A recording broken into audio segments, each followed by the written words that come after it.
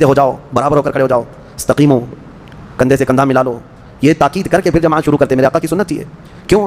اس لیے کہ فرمایا گیا جب دو لوگوں کے بیچ میں گیپ ہوتا ہے، جگہ خالی ہوتی ہے، تو وہاں شیطان داخل ہو کر دونوں کے دلوں میں وسوسے ڈالتا ہے. صفوں کو مضبوط کرنا ضروری ہے. سورہ صف کی ہم نے تلاوت کی، جس میں اللہ نے صحابہ کی تعریف فرمائی. ان اللہ یحب الذین یقاتلون فی سبیلہ صفا کأنہم بنیان مرصوص. بے شک اللہ تعالیٰ ان مجاہدین سے بہت محبت کرتا ہے کہ جب وہ اللہ کی راہ میں جہاد کے لے جاتے ہیں تو ایسی صف بناتے ہیں جیسے سیسا پلائی ہوئی دیوار ہو، کوئی ان کی صفوں کو نہیں چیر پاتا. آپ کو پتہ ہے حضرت عمر فاروق رضی اللہ تعالیٰ عنہ کا قتل کرنے والا نماز کی حالت میں آپ کو قتل کیا گیا تھا. آپ فجر کی نماز پڑھا رہے تھے، ایک رکعت ہو چکی تھی، اور حضرت عمر فاروق رضی اللہ تعالیٰ عنہ کو ابو لولو مجوسی پیچھے سے آ کر ایسا وار کیا تھا کہ حضرت عمر فاروق رضی اللہ تعالیٰ عنہ کی پیٹھ سے وہ زخم سینے کی طرف آیا اور آپ مصلی پر گر گئے. لیکن یہ جو صحابہ مسجد نبوی میں نماز پڑھ رہے تھے کسی نے نماز نہیں توڑی.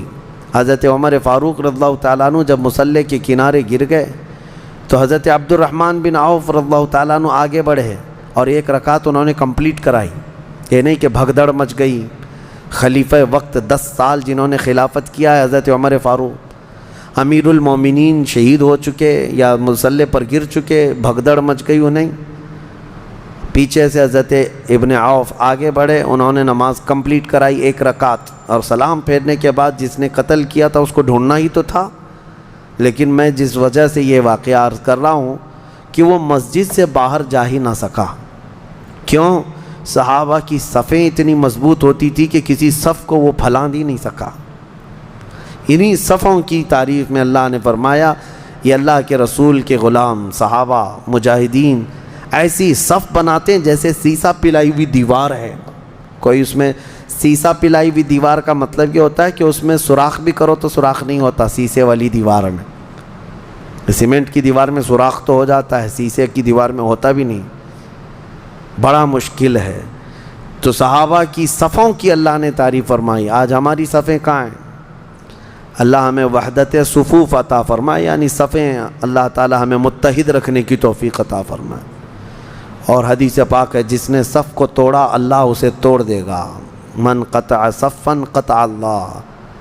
جو صف کو قطع کرتا ہے، صف توڑنے کا مطلب یہ ہے کہ نمازوں میں بھی اگر آپ نے کشادگی رکھی جس کو فرجہ کہتے ہیں، اسی لیے سنت ہے میرے آقا صلی اللہ علیہ وسلم کی جب بھی جماعت کے لیے کھڑے ہوتے نماز کے لیے، حضور رکعت باندھنے سے پہلے صحابہ سے کہتے استووا واعتدلوا، سیدھے ہو جاؤ، برابر ہو کر کھڑے ہو جاؤ، استقیموا، کندھے سے کندھا ملا لو. یہ تاکید کر کے پھر جماعت شروع کرتے. میرے آقا کی سنت تھی یہ. کیوں؟ اس لیے کہ فرمایا گیا جب دو لوگوں کے بیچ میں گیپ ہوتا ہے، جگہ خالی ہوتی ہے، تو وہاں شیطان داخل ہو کر دونوں کے دلوں میں وسوسے ڈالتا ہے. صفوں کو مضبوط کرنا ضروری ہے.